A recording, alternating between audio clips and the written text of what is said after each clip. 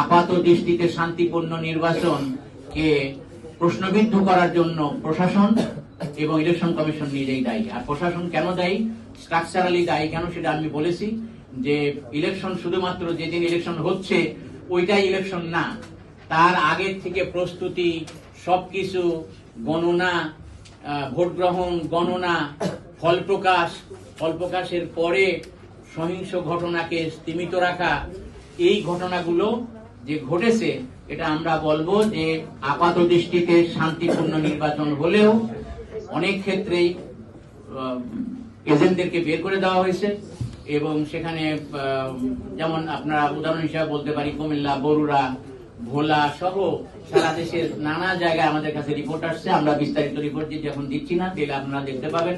আমরা এখানে সুপারিশও দেব। আমরা চাচ্ছি যে ইলেকশন ব্যবস্থাপনার একটা ব্যাপক উন্নতি হোক।